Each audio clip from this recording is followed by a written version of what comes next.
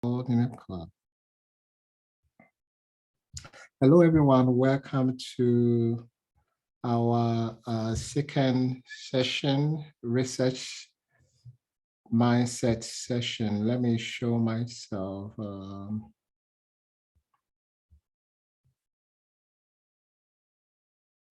So as you know, my name is Philip Edu. I'm the founder and also methodology expert at the Center for Research Method Consulting. Today, as you all know, we're just going to have a discussion about research. What I always do is that I give you the chance to ask me any question that you want, and then I'll be happy to address them for you. So you can jump in at any time, and I'll be happy to address them. So any question, anything that when you are filling the form, what question do you want me to address for you? And then what do you want to learn? It doesn't have to be questions, anything that is going to your mind concerning research. You can talk or type in your question or your comment, and I'll be happy to address them for you.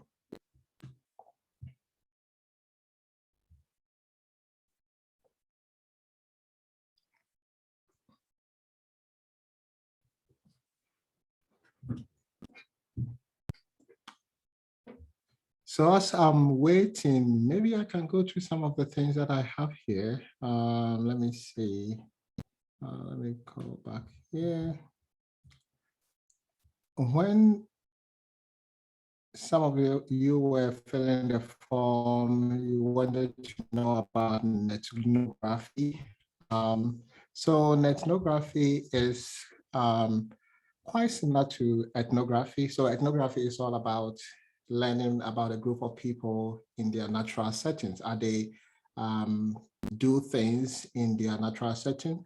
And ethnography is more about online. So studying a group of people online as they engage in maybe talking about issues or their reactions and sharing ideas. And so your role is to gather information from them, and based on what you are looking for, the phenomenon that you are studying, you just gather information from them to be able to help you to address the questions that you have. So that's all about ethnography. I can share this link to you so that you can get access to an article that talks a lot about it.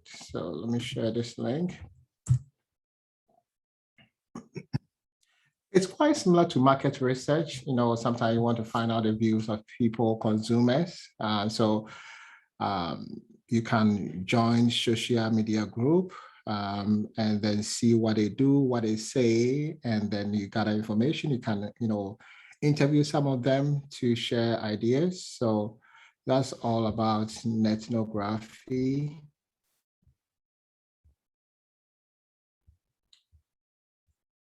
And somebody was asking about interpretation and discussion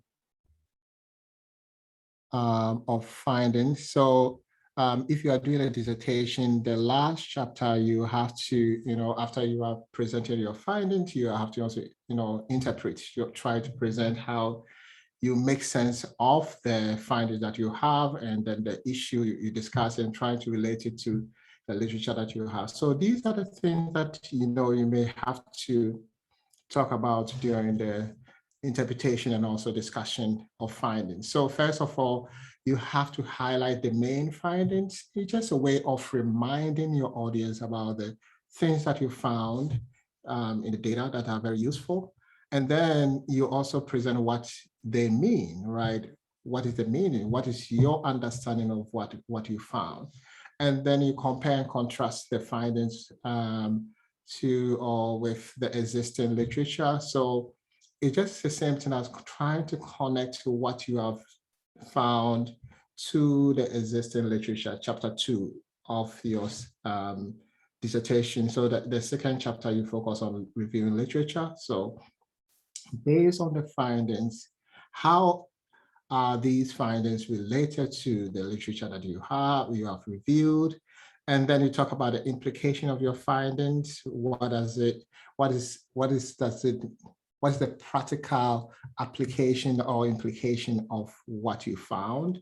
And then you talk about the limitation of the study, and then you provide a recommendation, what needs to be done based on what you found. So these are the main components on when you want to discuss the findings. And there's a link here that I can share with you. So let me go here. So, and then there was another question on conducting literature review. So, so as you are aware, whenever you are doing research, you don't want to do the research in isolation, right? You always want to find out what has happened or what has been done, and then you see how you can contribute to what has been done. Another reason why you do literature review is sometimes you want to understand the phenomenon, right? You have a topic, you want to know what other researchers have done about a topic so that you'll be able to understand and you'll be able to communicate and try to justify why you want to focus on an area. So when you are writing your literature review or you are conducting literature review, these are the things that you have to think about. You look for relevant literature. So you look for, you maybe go to the library and get information, or go online and get access to your relevant literature that are related to your topic. And then you have to determine, as you are searching for it, you also have to determine the key terms that you want to use to search for the information. And then you may have a lot of literature. So you have to think about, okay, what are the criteria that can use to select? So let's say after, searching for literature, you have about 200. How are you going to separate maybe 50 or 25 literature from the 200 list that you have? You have to come up with the criteria. Maybe you can say that I want to focus on the literature that were published maybe in between 2000 and maybe 2020, right? And also maybe you can decide, okay, I want to also focus on literature that was, the study was done in a specific location, maybe Africa or other continent or a specific country that you want to really focus on. And then you can say that, okay, I want this, the literature should focus on this topic, right? So if you are focusing on maybe poverty in a specific location, your literature, you wanted to focus on research on poverty in maybe a specific location that you're looking at. Then at the end of the day, you select the literature that you want, and then you can, each of the article, you can, list or gather all the information on what is the topic or what is the problem, right? What is the research question? What is the methodology? What is the population? What data analysis process? Brief information about all these things so that you get characteristics of each of the literature. After that, you think about, okay, can I summarize everything? Okay, so based on this issue, what is the main points? What are they looking, what's the topic and how the data was collected and everything. Then you move to the next stage where you synthesize, trying to bring them together and tell a very good kind of information or story that trying to talk about pieces of information that you have gathered from the data. You can present it based on a specific themes or specific subtopics, right? Or maybe you can present it based on the methodology, or you can present it chronologically, right? So you have to think about the best way of presenting that literature to your audience. And you always have to think about, at the back of your mind, why are you presenting that information? Are you presenting that information to educate your readers about a topic? Are you presenting it to justify your study? Are you presenting it to let them know about where you want to contribute? So you always have to have a specific goal in mind as you are communicating. You don't want to just review literature and then present information and then, you know, throw all the information to your audience to make sense of it, right? What are you doing? What is the essence of you doing that? What is the essence of you presenting that information? I think that's what you have to think about. Any question, anything? If it's not related to this, that's fine. I want to hear from you. I think Hussein has raised his hand. So yes, you can speak. Thank you very much, Prof. You're welcome. I'm Hussein, as you know already, and it is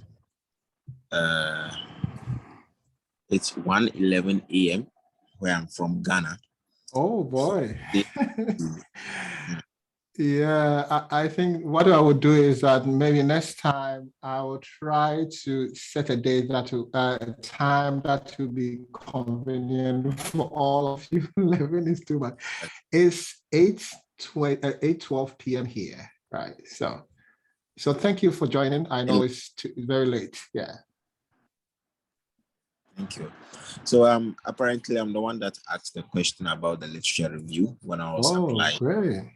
Yes, I always have this issue with exactly what am I reading. If I take an article to extract literature, exactly what am I reading? For instance, I've partitioned my chapter 2 into say concepts where I want to find definitions of various concepts. And I haven't read through a lot of articles. I only find the definitions in that particular article's literature review, which means that person is literally quoting from somebody else to get that particular definition. So I'm just wondering, in conducting literature review, which component of the article do you pay attention to? You know, since I'm conducting literature review, when I take that person's article, should I read on that person's literature review to get the information that I need? Or it is basically about the person's findings, in which that is the case, I may not be able to get things like definitions there or something. So I just wanted your idea on that. Yeah, so it all depends on, you ask yourself, what am I looking for, right? In general, what is the essence of literature review? So in general, the essence is to find out what people have done and then see how they informed your study, right? That's the main thing. But the sub objective is also looking for some information like what you're saying, that you want some definitions, right? So you can look at several literatures and see how they define a specific concept. And then based on that, you can come up on your own words what the definition is, right? Or you can quote articles, right? But in general, what literature review is all about is telling your audience what other people have done with respect to your topic, right? So you're not only looking at the findings, because the findings will just tell you the findings, what the person found, but you have to also think about the method that the person used, right? The population that the person focused, because the method, the population, and the data collection strategy informs or affect the findings, right? So you don't want to compare apples to oranges. You don't want to like look at all the findings and trying to say that, oh, I think this one, the findings, they said that these people did better, but the findings, because other study, they focus on a specific population. Another study is focused on a different population. Maybe other study, they use specific, maybe qualitative method. Another study, they use experimental, they did experimental study. So it's all about what you have to do is that you have to first, you can have, you can open an Excel spreadsheet, and each column, you're going to have like a topic, research question, method, population, data collection strategy, and data analysis, and then the findings. And sometimes you can add recommendations, right? Then you'll be able to, you know, you don't have to copy and paste. You just have to make sure that you understand the topic, what question that you're asking, methodology and everything. Just fill in that box, right? Or the cells in the spreadsheet. And then after that, you can see what is the pattern, what is going on, right? And based on that, you can digest that information and then represent that information in a very systematic and synthesized manner, right? And also you can look for the terms that you are looking for in terms of the specific concept and the definition and everything. You can look for that. But at the end of the day, you are not only looking for terms and defining them as literature review. You see the name literature review. You are reviewing somebody's work, right? You are not just picking information and defining and presenting it, right? So you are reviewing somebody's work and see how that work informs your work. At the end of the day, it's like you have to know what people have done, and then you connect your study to that thing, right? So I think in general, that's what you have to do. I hope I address your question that you have. Yes, please. Thank you very much. You're welcome. Any question for me?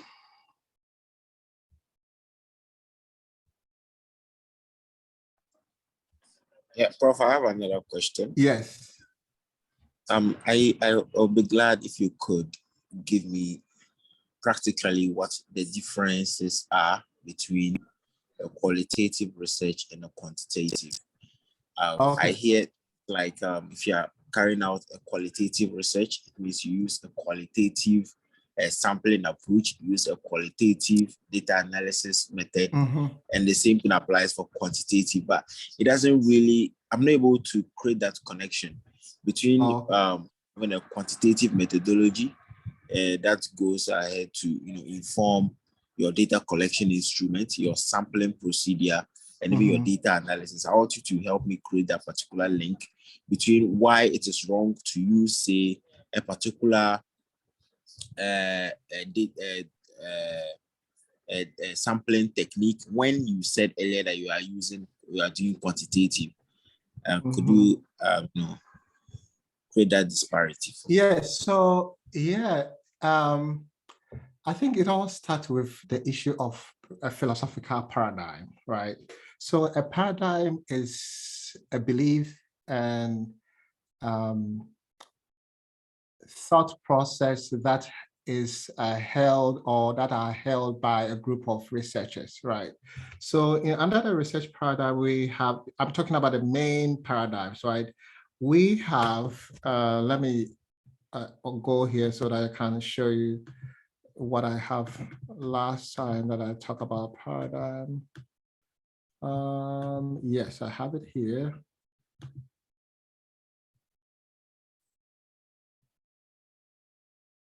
Let me pull this one away a little bit. Okay, so you can still see my screen, right? Okay, so as you can see here, there are two main paradigms. We have the positivism and also interpretative paradigm. The positivism saying that there is a single truth. So this means that to them, when you are doing research, there is one thing in mind. You are seeking for one kind of truth. This means that if even 10 researchers are doing the same research, there's a high probability for them to attain the same kind of truth if they are using the same methodology, right? And then they are also saying that as a researcher, you are very separated from what you are researching. So you don't have an influence on what you are searching, right? Researching.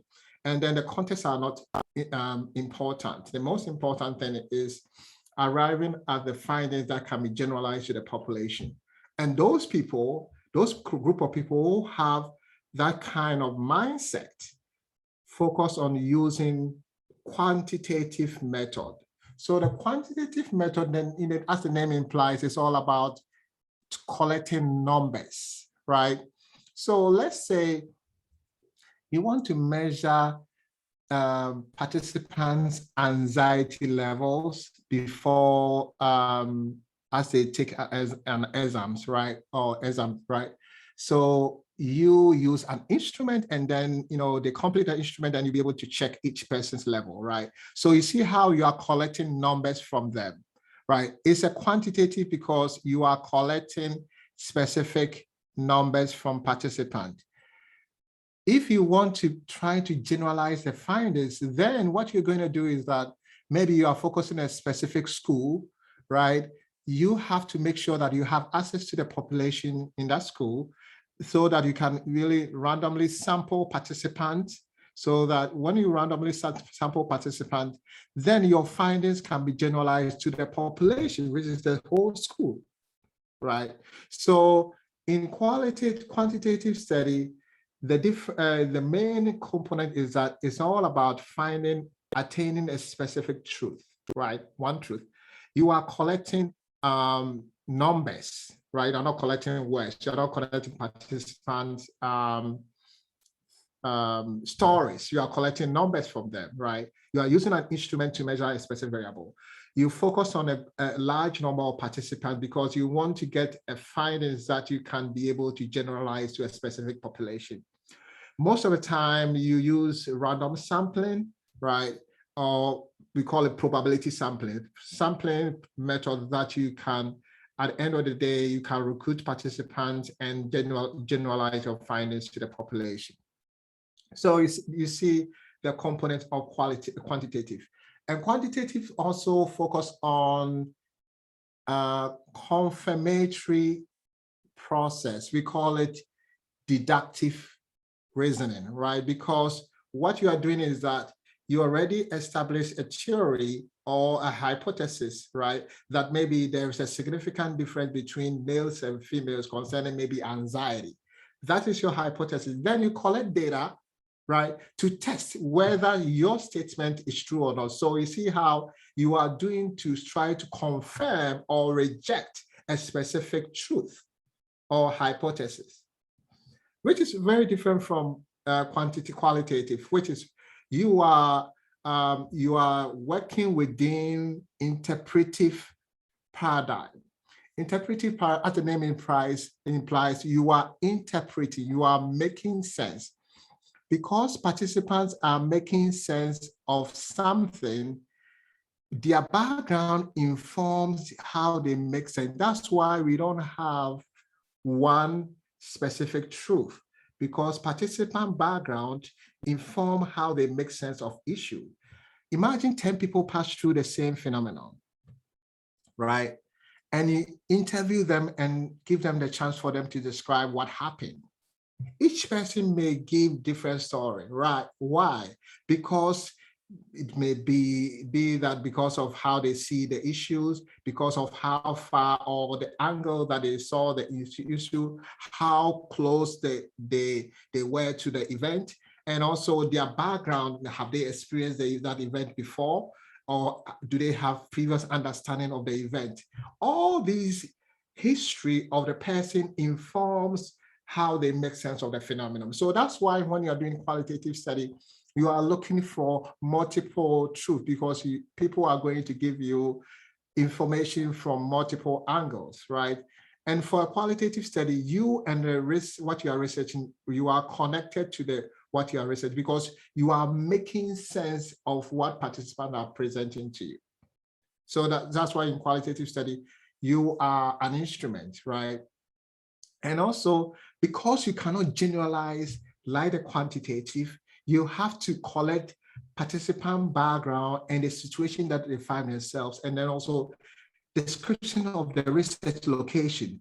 That will help you to make sense of their findings. And then it also help future researchers to transfer their findings to a similar situation, right? Or similar context. So that's why in qualitative study, you can transfer the findings, but you cannot generalize. Quantitative study, if you you sample participants randomly, then there's high probability for you to generalize your findings. And so you see the difference. And then in qualitative study, you are collecting not numbers, but words from participants. You can videotape them, you can audio tape them, you can collect their documents, you can collect their stories as you interview them, and then you make sense of that information.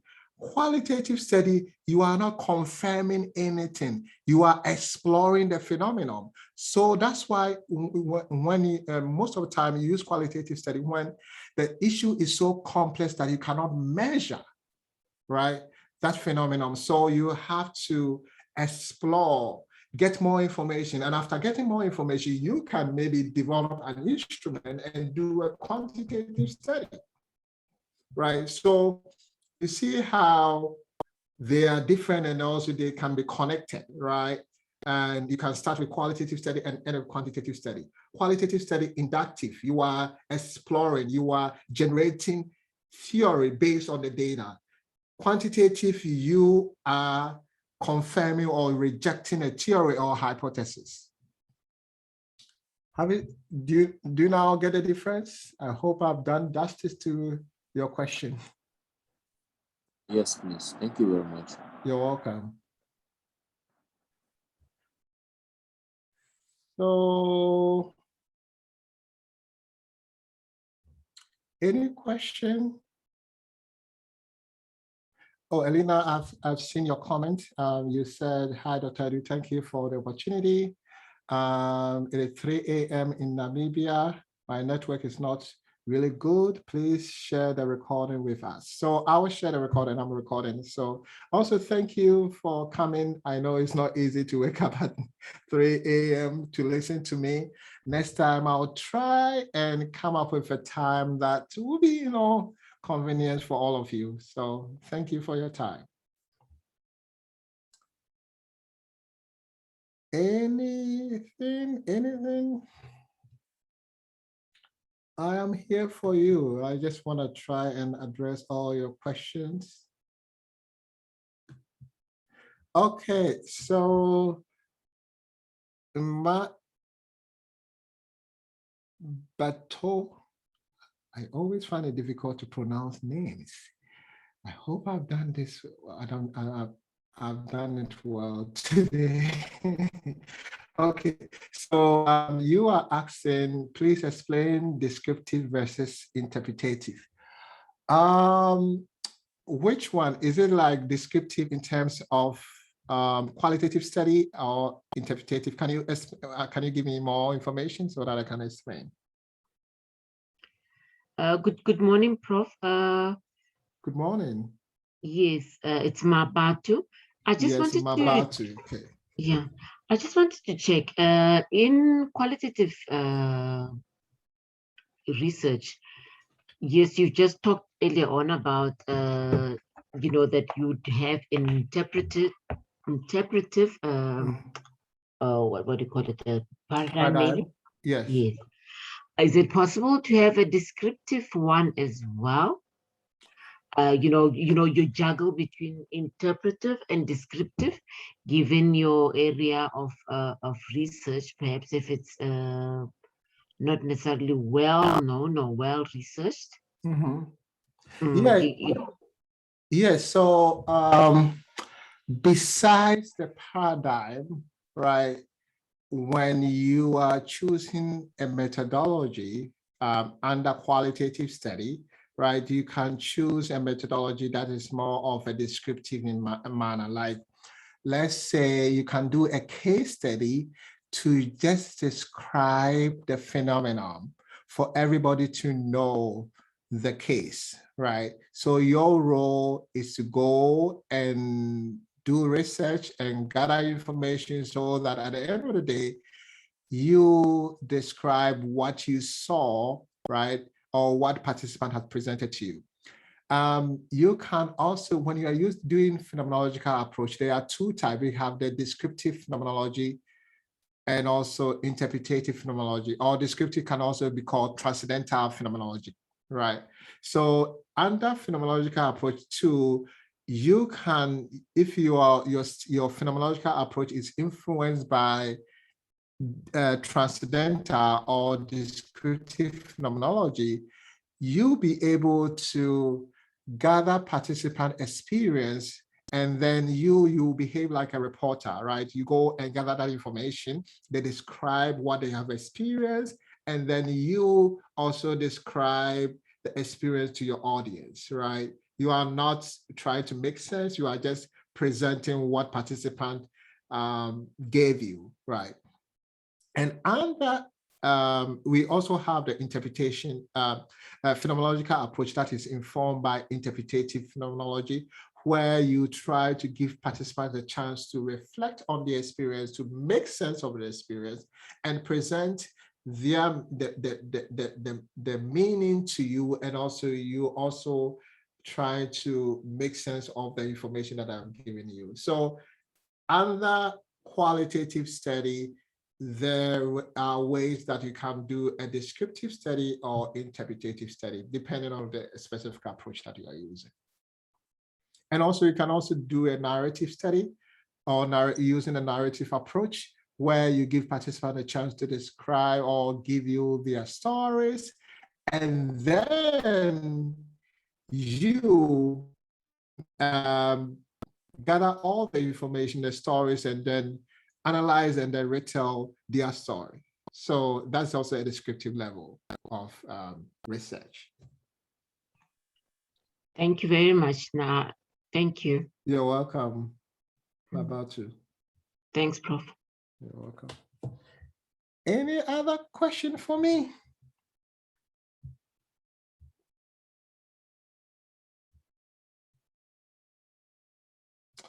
So as you can see here, this is what I was talking about phenomenology. So if your phenomenological approach is informed by transcendental, you are trying to gather participant description of your experience, right? And then you present and then come up with the essence or the underlying meaning of that experience. If you are using it informed by interpretative phenomenology, you are trying to find out participant interpretation of the experience, and then you make sense of that information to help you to address your research question that you have.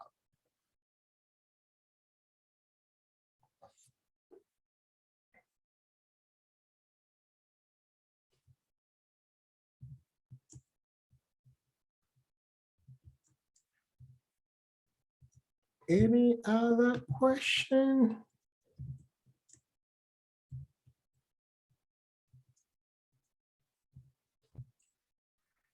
So let me go through here. Oh, okay, sampling. So there are different kinds of sampling methods. So we have the purposive sampling and convenience sampling. Most of the time for dissertation, a lot of students use purposive sampling.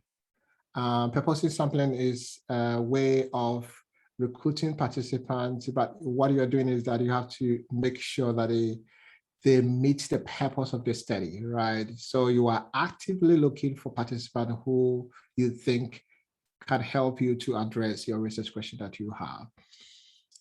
It's quite similar to convenient, but convenience is that it's like you just choose anybody who is available if they qualify, right, to be part of your study. And snowball is where you collect information from participants, and then you ask them whether they know of anybody who qualified to be part of the study, so that they can recommend and you can get in touch with the person to interview. Random sampling is where you have access to the population, and then you make sure that each of the member in the population equally qualified or equally can be selected to be part of your study, right? So you randomly select them. So before you can use random sampling, you have to get access to the list of the population. Stratified sampling is most of the time is used when you don't want to overlook the subset of the group, right? The minority in a group. Sometimes if you do random sampling, maybe you'll get only few people, or minority in the group may not be well represented. So what you have to do is that you can first group them into those categories, the majority, minority, subgroups, and everything, and then decide how many participants you want to take from each of the groups, right? And then the cluster sampling is where you divide the population into various clusters, maybe 5 clusters, and then you randomly select maybe 2 of the 5 to be part of your study, right? So that's all about the sampling. Somebody asks how to conduct research. Can anybody help with that? I just want to hear from you. If somebody asks you, how do we conduct research? What are you going to tell the person in your own words? Like, I want to do research. I'm very passionate about doing research, but I don't know how, what to do, how to start. What should I do? How do you conduct research? Where do you start?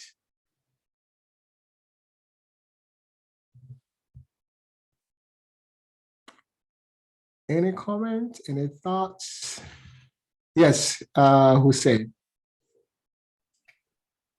Thank you very much.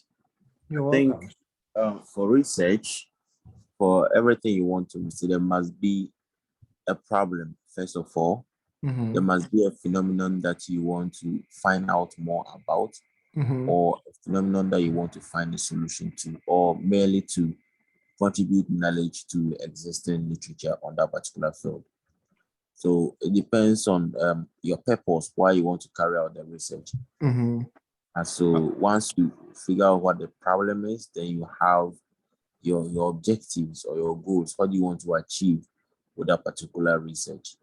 And depending on what you want to achieve with the research, i.e. research questions or research objectives, then you now define the map or the blueprint that you're going to use to attain or to achieve those particular objectives. So you need to explain, and you need to know and identify the various methods you are going to use to select your sample, the various methods you are going to use to take the collect data, analyze the data, even presenting the data. Then once that is done, then based on the selected methodology, you design your data collection instruments, which could be an interview guide, questionnaires, etc. Then after the data is collected, depending on the type of research, that will tell you the type of analysis to use. So if it was a qualitative research, it means most of your data would have been collected through audio recordings, video tapes, and then maybe just to get case studies, to get people to narrate their experiences about a certain phenomenon. Then you present or narrate it in your reports. So basically, depending on the type of research you are carrying out, it has it plays an important role in the analysis that we are going to employ. Then you present the data, you draw your conclusions or findings, and then based on those findings, you can make recommendations for maybe assuming it was a solution that you're trying to find to a problem. Then your findings would give birth to a recommendation to maybe people that may be interested in that particular issue to implement, or in the list to if there's something that you felt you left out of your research, through the recommendations section you can propose that a research of like yours should be replicated, perhaps with the same methodology or different methodologies, to see whether you arrive at the same conclusion. I think basically that summarizes what goes into research. That's a perfect description about research. I think you talk about all the components, right? You started with the problem and ended with the discussion of the findings and also the problems. I think there are 2 types of a problem. We have the practical problem and we have the research problem. If you are doing an action research, then most of the time you can only rely on the practical problem. So because action research is trying to identify a problem that you encounter or have encountered, as you go about in your workplace or going about your day-to-day. So the practical kind of problem. And then if you really understand the problem, then you have to think about, okay, what would be the solution? Okay, if you don't know the solution, then you can involve stakeholders and see, you can collect data from them and try to find out from them what are the potential solutions. And then based on the findings, you can come up with the action plan.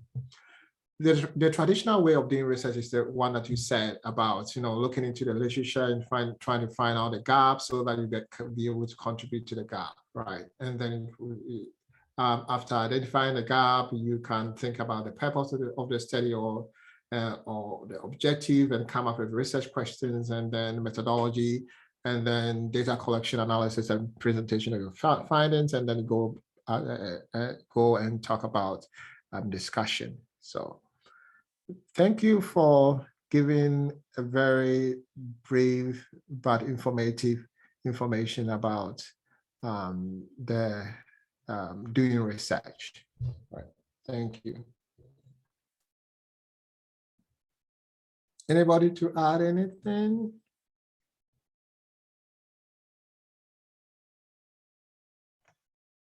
And somebody also asked about, okay, go ahead. Yes, I was just saying, Prof, yes, we've talked about all the other aspects and areas, but I also find, the questions, the research questions will help also in determining the type of methodology that you're going to utilize, whether it is qualitative or quantitative, depending on the type of questions. If you're going to be asking the what, it's, like if you ask how, the what would probably be your qualitative type of questions, your key, significant questions that would help you. But if you're asking how many and so forth, looking at to quantity, and then it would also sort of, I'm just really making it so basic that you would then look into the quantitative area of your methodology. So the type of questions that you ask as well, and what you want to achieve and what you want to ask will help you decipher the methodology you're going to utilize to get to the answers or the issue that you want to resolve in terms of the problem that was identified earlier. Yes, so thank you, Mabatu, for your very great suggestion or the comment. I think you are right about that. You have to always think about the purpose of the study and also the research question. And the research question, as you said, you have to think about the difference that I always tell students is that if your research question is close-ended, there's higher probability that you use a quantitative study because it's more of like one example is there a relationship between these two variables, right? The answer will be yes or no. You gathered information and trying to see whether that statement or the question will be yes, maybe there's a relationship, or no, there's no relationship, right? So most of the time, quantitative study, you have a confirmatory research question that you have to use. And then qualitative will be more of exploratory. As you said, you can start with how or why, or sometimes what, right? And you'll be able to, you'll be able to collect participant stories to help you to develop themes to address your research question that you have. So that's the difference. So thank you for providing this information.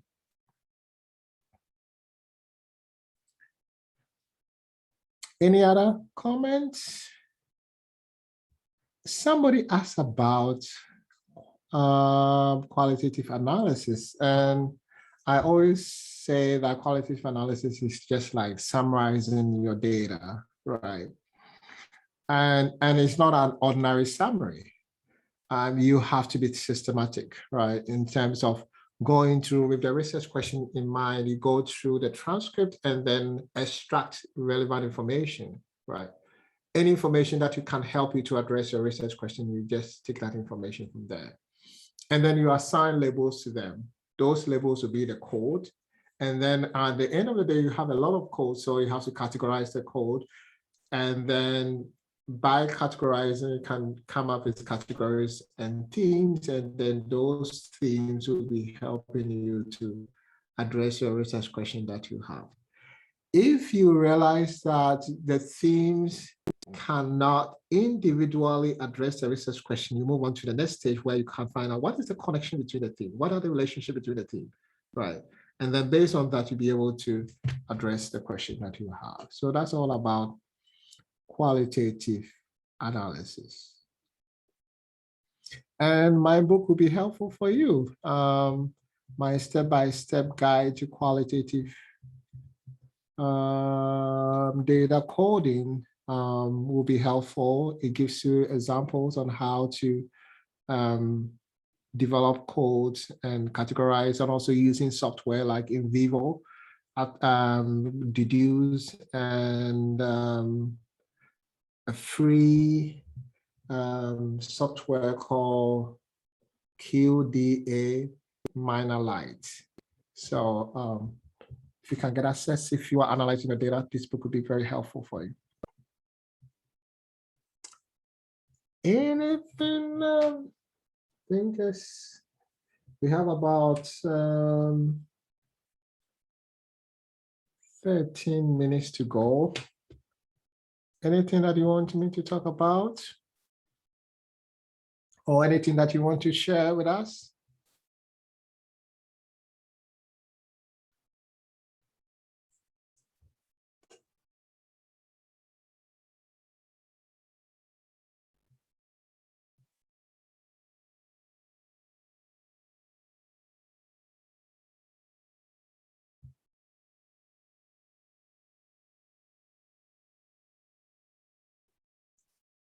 Okay, so if there's nothing, then we can call it a day to this time. We are leaving early.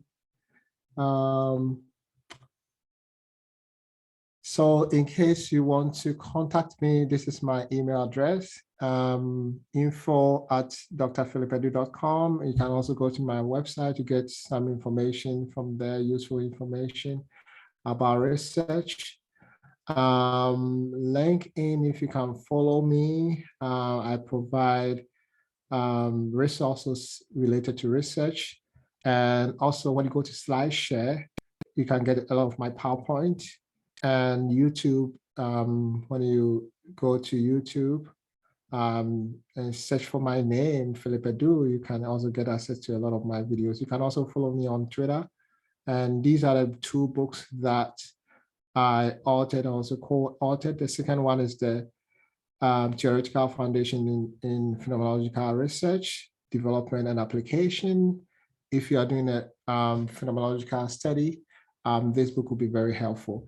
And also, if you want to consult with me, like you want me to help you with your research question, data analysis process, the methodology, and presentation of your findings, anything concerning research methods, you can contact me and we can meet and have a discussion in terms of having consultation with me. So this is what I have. Also, thank you all for coming. I really appreciate your time. So thank you. Thank you very much, Prof. You're welcome. It's highly appreciated. You're welcome. Okay. Bye, everyone.